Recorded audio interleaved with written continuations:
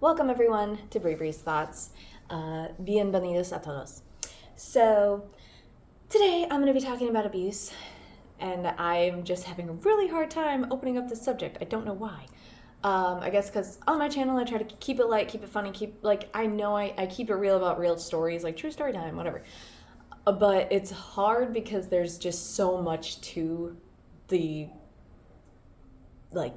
layered onion or layered disgusting cake of abuse that sometimes I rabbit trail, or maybe I'm not really clear, or I contradict myself because there's just so many levels to it, and there's just so many feelings about it, because being abused, watching abuse, and then feeling like, well, am I an abuser too because I've been abused, and just like the conflicting feelings of like what's right, what's wrong, how do you parent after that? There's just so much, there's just so many feelings, and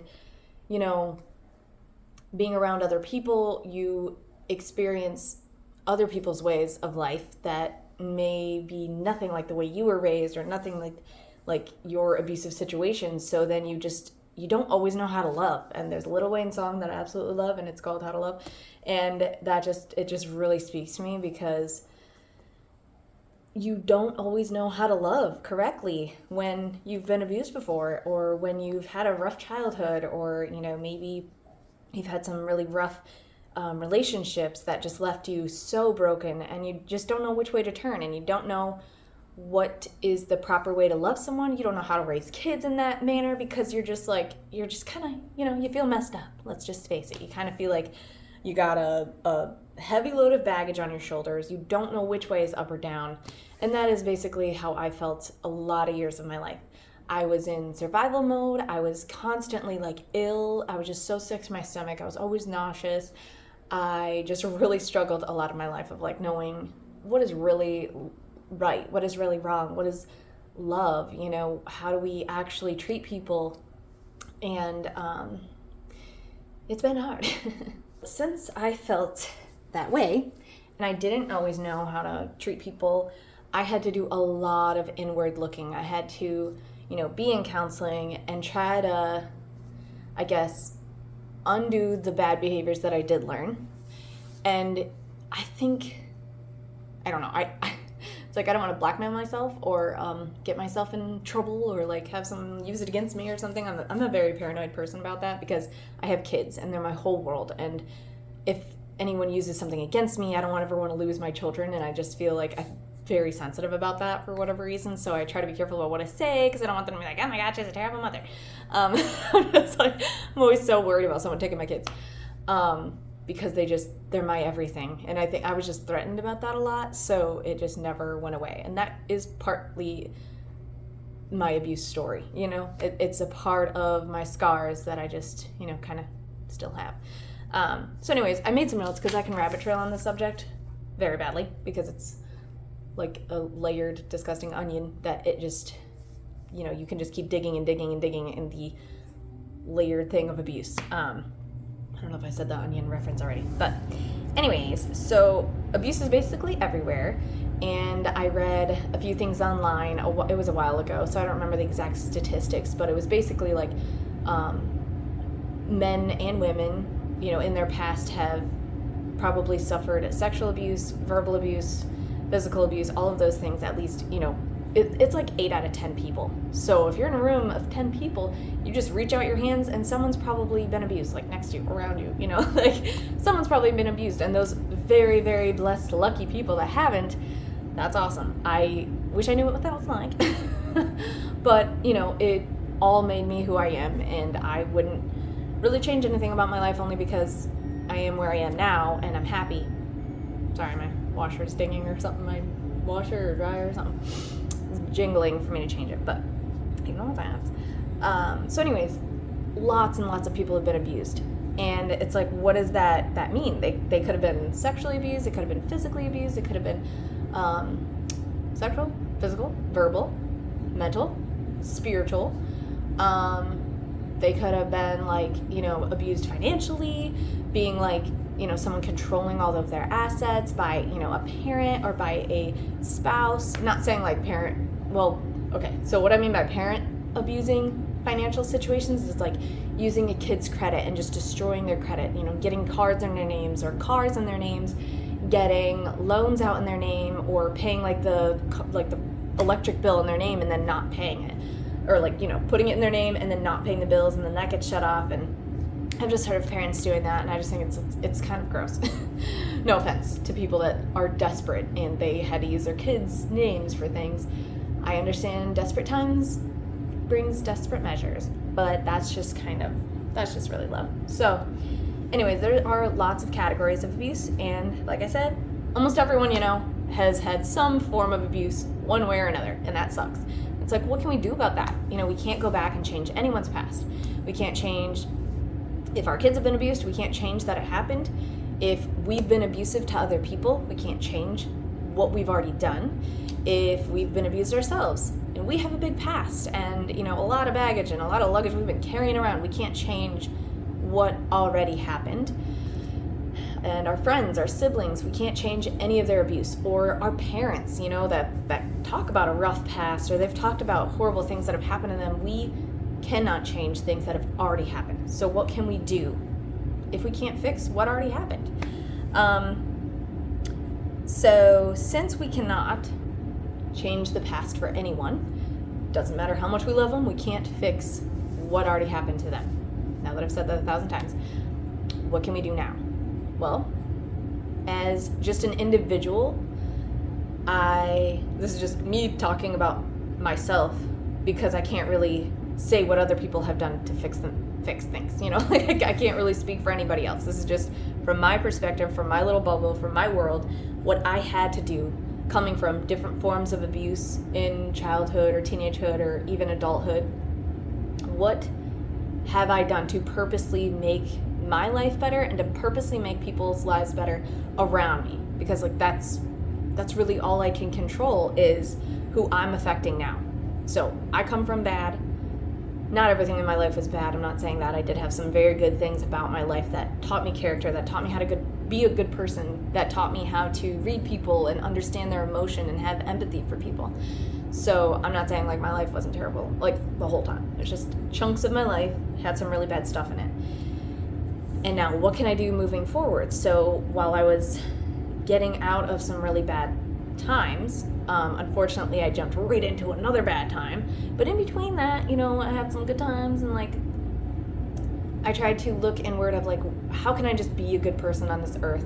How can I spend my time in the best way possible for anyone that I come in contact with? Because I just carry a very big importance to that, because whoever I'm around, whoever I'm influencing, I could affect them positively or negatively. Or, I mean, there's like a middle ground of like meh, you know, like I might affect them meh, like nothing comes of meeting me. And that's fine too. I would rather it be meh than that was like the worst person ever, and, you know, I affected them in a bad way, or I abused them or something, then that would be bad. So I'll take meh or positive is what my goal is. So, anyways, that's just my desire. And so as I was getting out of all those bad situations, I think there's a helicopter. As I was getting out of those bad situations, I went to counseling. I had to try to work on all those things that happened to me so that I didn't have to react in a bad way, creating more bad cycles of abuse. Because this was what I was saying was kind of scary to say out loud, is that I could have very well been abusive to other people. Like, if you get abused, it's a good chance you learn that bad behavior no matter what kind of abuse it is. You might say, oh, well, you know, my dad acted this way, so this is how I'm going to treat my kids. Or my mom acted this way, this is how I'm going to treat my kids. Or my nieces and nephews, or my spouse. I watch, you know, mom, dad, grandpa, aunts, uncles around you. You watch all these people and how they act. And then you usually repeat patterns that you learn as a child or as a, you know, young teen, or even like your first marriage. Not saying you should have multiples, but so many people have. And this is probably why. Like, this point that I'm trying to make is most likely why a lot of marriages don't last. And there's a lot of different reasons. I'm not saying I have the answer, but I think knowing what I know now, it definitely could have affected the first marriage maybe better. But that was, to me, an abusive situation. So it was like, no matter how much I tried to change or try to do right, I couldn't fix it. I just couldn't make it better. So that's kind of when you know, like, all right, well, I've done the counseling, I've done the research, I've read the books, and nothing's working. Then you just need to get out of there. So I'm not really talking about that part. I'm not really talking about escaping abuse necessarily, although maybe I'll try to leave some links in the description if you need help at all. If you're in an abusive situation right now, please get out. If you have done everything you can possibly do to like change yourself and to change your reactions to things, then yeah, it's probably time to get out if you're being abused. And if you're a child and being abused, if you see this, I will try to leave some numbers in there for you, and just call 911. That's the easiest thing if you are getting abused and you're a kid, because that's terrible. Especially if it's physical abuse, kids, like, get out. Call 911 for sure. So, like I said, I'm gonna rabbit trail because this is just such a layered topic and it's really hard, and I'm just like passionate about it. So anyways, since we can't control what has happened, we can only control what we do going forward. If you're a victim of anything, then you can choose to re-victimize, or you can choose to victimize people that you know, or you look inward, you go to counseling, you fix any issues that you have within so that you can be your best self. And you can be your best self to everyone around you. And I hear a lot of people say that they don't need to change anything for anyone. They're going to be themselves and no one can stop them. And like, hey, you know what you married, or like, this is just who I am and I don't have to change anything. And I believe that is so wrong, because yes, you don't want to have someone control your every move. You don't want to have someone tell you who to be. But if you know and you get feedback from other people that you're doing something that harms them, that hurts their feelings, that breaks their heart, that hurts them physically, and you do nothing to stop it because you think you're just the epitome of awesome and you don't have to change anything, I think that's very wrong. And I think you might want to look in the mirror a little bit harder, and you might want to look at yourself and just evaluate, like, what is the feedback you're getting from other people? Do they say you're really mean? Do they say you're a bully? Do they say, like, hey, that's really rude? Or, you know, there's just so much that we can all work on, and I don't believe that people should just be like, I've learned everything I need to learn. You don't have to tell me anything. I'm right, and I'm never changing. Like, I think we can all always change, and we can all always grow. Even if you're 65, you can learn how to talk sweeter. You can learn how to not swear at people when it's unnecessary. Because even working in a retail position, I see people acting out all the time, unnecessarily, and being completely rude. And there's so much that you can learn and grow, even when you're older, okay? So never believe that you are done learning, because you can keep learning and keep being better and more enjoyable to be around. You can be more pleasant. You can fix relationships in your life that might be strained right now because maybe you didn't make the best choice, and maybe you had no idea how to love. You know, you might not know. You might not have had a good example. And this is where I feel like we all just can take a look in the mirror and think, okay, however I was raised may not have been the best. However I had a relationship may not have been the best. It might have been toxic. It might have been terrible. I might have learned a lot of bad habits and how to fight harder, how to fight meaner. And so, which brings me back, which I keep sidetracking on, is that I learned bad habits too. You know, as a child, as a teenager, as an adult. You just learn, like whoever you're around, you kind of learn things off of them and you feed off of them and you just pick up all these things that might not have been right. And so I had to kind of relearn how I was supposed to love people, how I didn't need to scream and yell, I didn't need to react so quickly in a negative way. And I am still working on stuff, okay? So like, I have not reached my final perfectness, okay? I hope someday I get pretty close, but I know that I have a lot to work on still. And that's why I'm passionate about it, because like, I'm in my learning process of realizing, it's like every day I learn something new, like, oh my gosh, like, let's see, for example, I made a video, but I think I might have deleted it, but I used the slamming door example. So let's just say I learned how to slam doors from some people in my life, and that became like a normal, and that became like, when you're mad, you just slam doors, or, you know, like you throw something or something. And to some people, that is just normal life. Some people think like, yeah, so what's the big deal? It's not scary anymore because I've had that my whole life. My parents did it, my siblings do it, and then I grew up doing it. But in this house that we have now, like, I mean, this home that we've created, my husband and I, we don't do that. We don't slam doors. And if we do, we have consequences, because we don't want an environment that's scary, and we don't want kids to hear the slamming of the door and, you know, the yelling and the stomping off and things like that. So we had to be creative on giving our kids tips on what to do when you are angry. You know, I do let them, like, you know, if you're really angry, we have like a bucket that we can scream in, because it's like a safe place that you're not screaming at anyone, you're not like insulting them, you're not scaring anyone, but you're just like letting out that anger and that energy out into this little bucket. And then we close the lid, like, okay, our anger's in there, we leave it in there, and then, you know, when we are ready to talk about it, we talk about it. Or I let them like punch a pillow or something, and things like that. So, and I have to do that as an adult. I have to figure out healthy ways on how to be angry so that I'm not hurting anyone physically, mentally, emotionally. I don't want to do that. So in order to not create, you know, the repetitive pasts of my abuse, I have to reach out and grab some other kind of tool and help myself.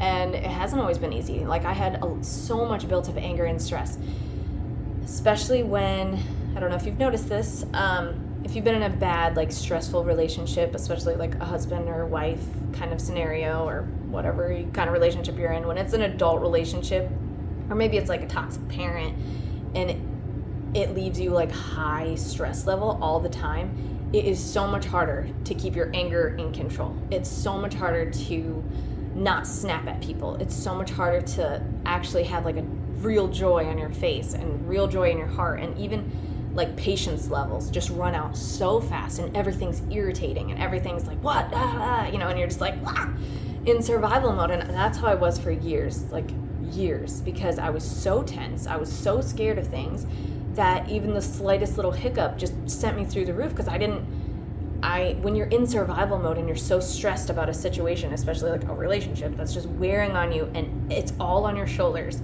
and you're just like, at any moment you're gonna cry, scream, run, I don't know, just like everything scares you. Just talking about it is like tightening up my back, and my shoulders used to be so heavy. I felt like I was carrying around an elephant, and then my chest would hurt, my back would hurt, my stomach would hurt. I would just be ill, like head to toe. I was in such rough shape.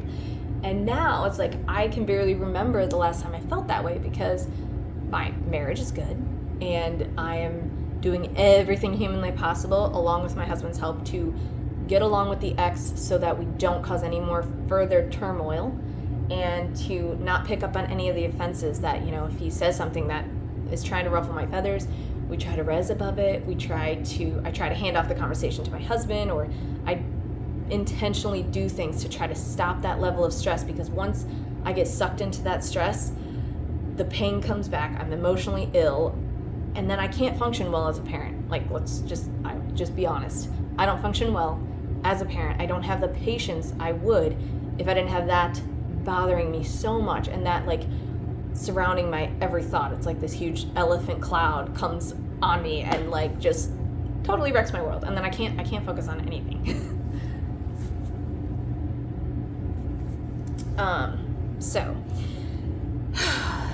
So like I said, the only thing we can really do is focus on ourselves. So I am just here trying to be a real person and say, I have not always been perfect, and I could have very well been on a path to being an abusive person, whether, you know, it was like the light little abuses or whatever. I don't know. I'm sure there's different levels of abuse, because I feel like the sexual abuse, I wrote down here, sexual abuse is very controversial right now, and it can they be helped?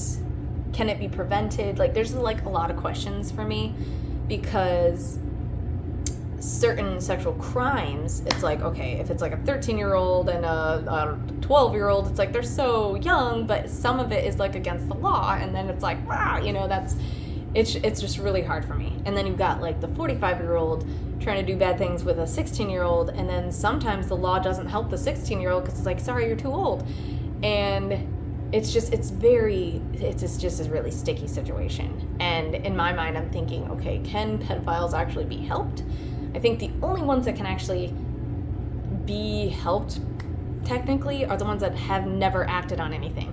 So, that's just totally my opinion. I could be very wrong. I don't know. I'm like I said, like all of this is just kind of up in the air right now with me because I have been abused in that way, and I'm very empathetic to people. So I feel like, okay, let's say I was born with a problem. Okay, let's say I was born and I was a little weird, which I am not. I don't have that problem. But let's just say I was or something. If I had a really bad problem and I was like, man, I really want to hurt someone, let's just make up something. Like, let's say I was born with I wanted to, I don't know, poke people with needles or something. Like, just walk around with sewing needles and I just had the urge to poke people. I don't know. Okay, let's just pretend that was my problem. And let's say I never did anything to hurt anybody, but I just had that urge and that weird feeling to poke people with needles. And then it's like, am I automatically a criminal because of my thoughts? Or am I only a criminal if I do that and then, hurt someone and, whatever. So in my mind, I'm thinking, okay, if someone knows that they have a problem and they know that their thoughts are going in a direction that will get them thrown in jail, that will ruin other people's lives, and that they know they're going to hurt somebody, I feel like no matter what level of abusiveness is like in your mind that you want to do to someone that you think is bad, like get help immediately. Once you start feeling like that, once you feel like the urge or the crazy thoughts that you're having, not saying you're crazy, but let's just say the thoughts of you punching people in the face is just so strong and you just want to punch people really bad. You don't even care how old they are. You just want to punch a baby in the face. Well, get some help. There's no shame in getting help for something, even if it's silly, because 9 times out of 10, if you are struggling with something, somebody else might have that problem too, and the counselor's going to be like, oh, don't even worry about it. I have this step program thing for you that you can like get your thoughts on this track, and this is how you deal with it. Maybe it's something stemming from your past or your childhood that you haven't resolved, and then once you get that resolved, maybe you'll be all better. I don't know. And I am in no way making excuses for pedophiles. Oh God, I don't believe in giving them a nicer name, nothing like that. All I'm saying is that any kind of abuse that I'm just speaking as a true human, that I've struggled. I don't want to go to jail for, not doing the things that I think about.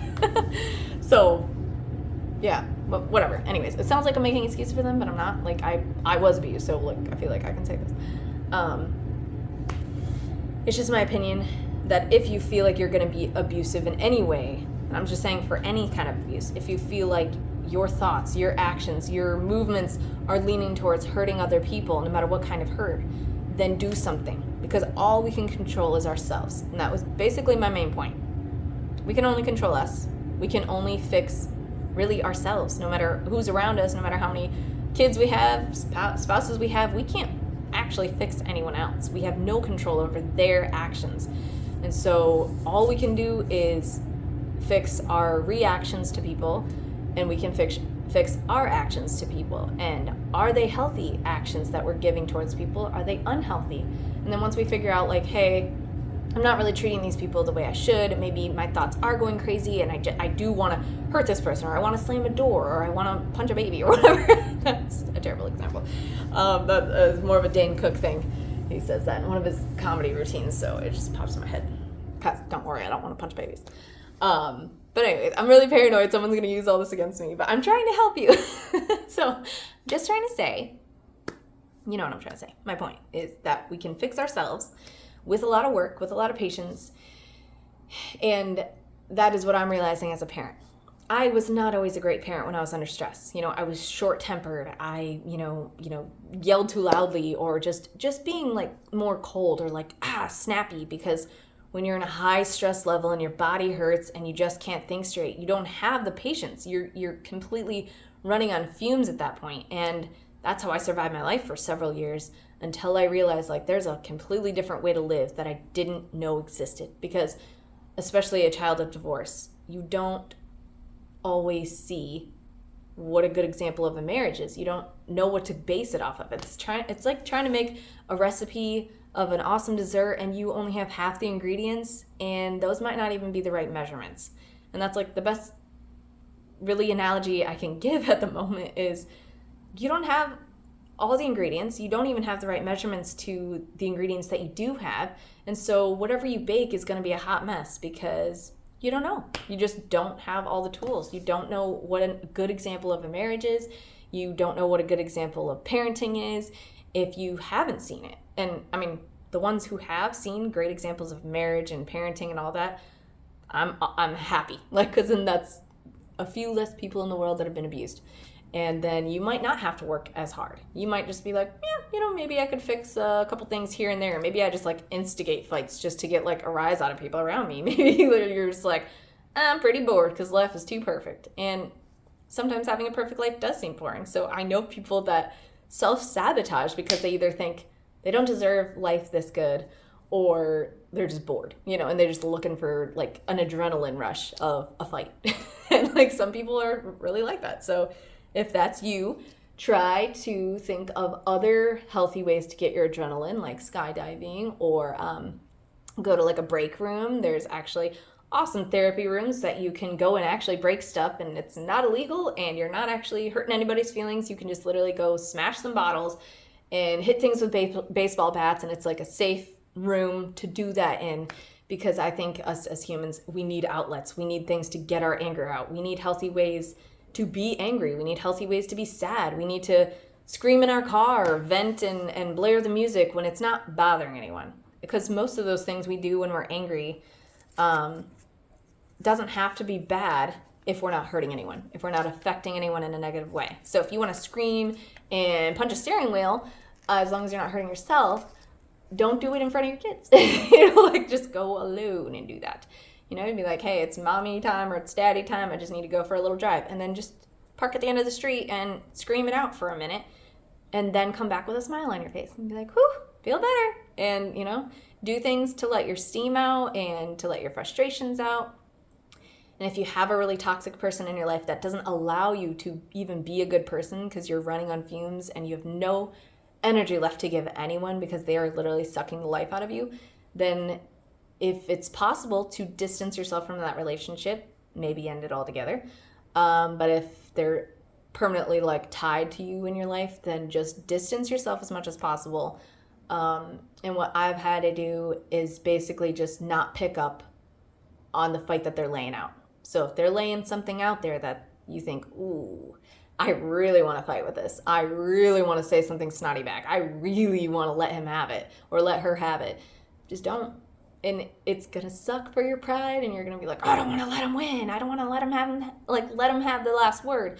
But I promise you, the reward of not getting in a huge fight with someone is well worth it. And slowly, after you are done with like a toxic relationship, as far as done feeding into whatever they're putting out, it's just very rewarding. So let that be take the pride of not getting to have the last word, and you take the pride in just being a good person, because I promise it's rewarding.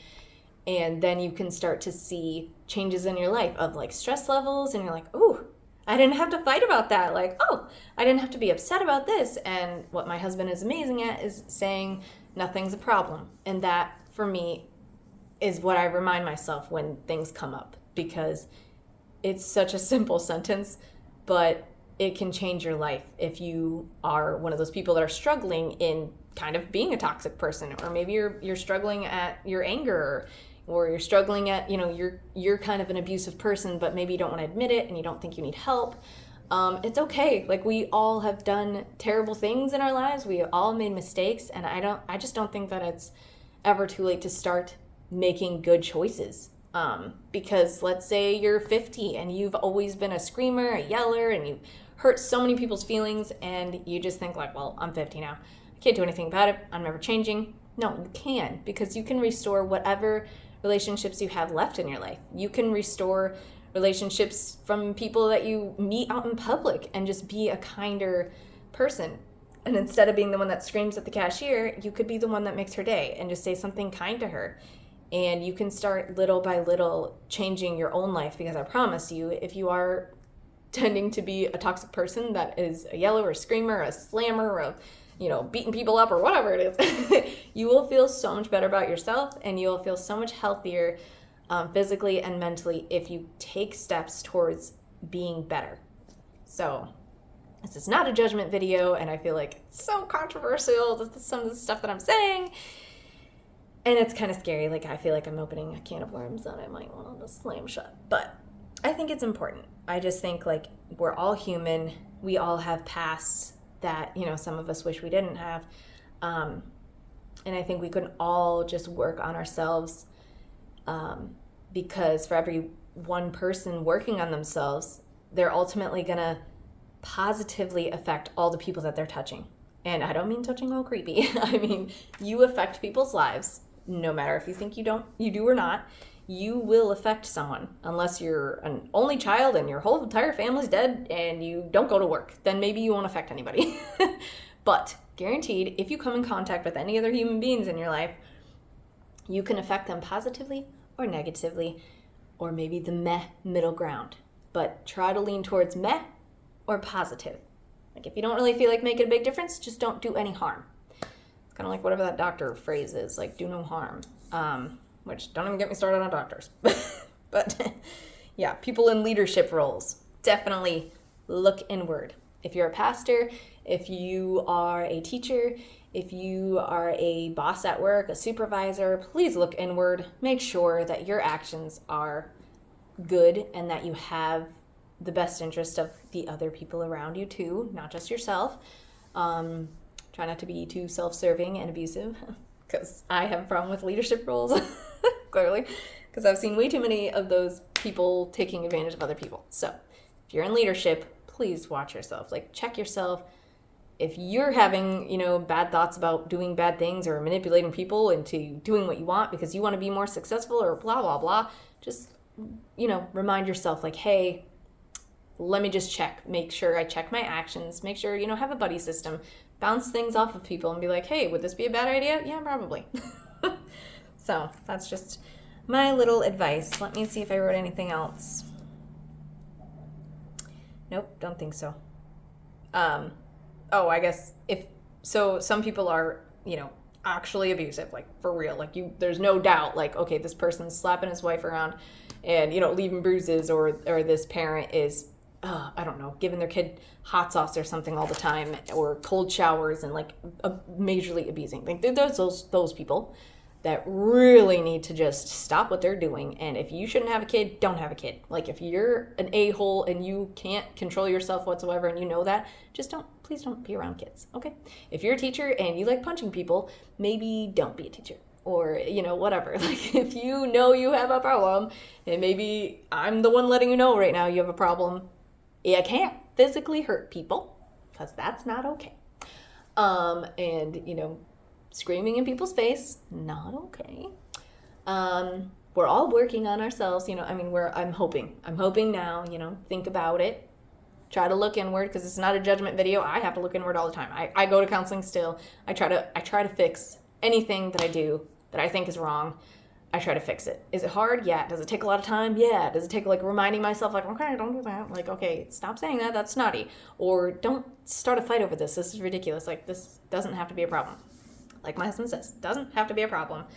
Meaning it doesn't have to be a big fight. Now, if my windshield on my car cracks, that is a problem, but it doesn't have to become a huge fight. So toxic relationships, a crack on the windshield could be a huge fight about money, could be a who does what, could be a husband throws it in her face that, she does this all the time and she's so careless and now she doesn't deserve anything. It could be that, which is what life used to be like. Or it could be my husband's way of, like, he barely says anything about it at all, and he just goes and fixes the problem. He calls somebody or makes an appointment and gets the windshield fixed, versus making me feel horrible, making me feel guilty, making sure that I feel like I, pay back whatever I did, or that I feel guilty for a really long time and keep bringing it up over and over again just to make me feel bad. It's just a huge contrast. And I didn't know that you could live the way my husband lives. I thought it all was bad. I didn't think a relationship could be so grand. And I don't mean that for anyone that... I want to be careful saying that, because it's not like every relationship I ever had was horrible and, like, abusive. It's just the main big ones that I had for, like, the longer periods of time was abusive. So it's just a very nice contrast. That's what I'll say. So... anyways, I'll be done. Hopefully this recorded, because I don't have a front-facing camera right now because I broke my screen. And my husband was beautiful and amazing and put the phone back together with a new front, but I guess I messed up the front camera when I did the whole thing. So the back works and like the phone works beautifully now, and he's amazing. So, oh well, I just can't see myself. So if this camera stopped, I have no idea. I could be talking for 20 minutes and not know that it was done. So yeah, hopefully that recorded, and sorry that was long.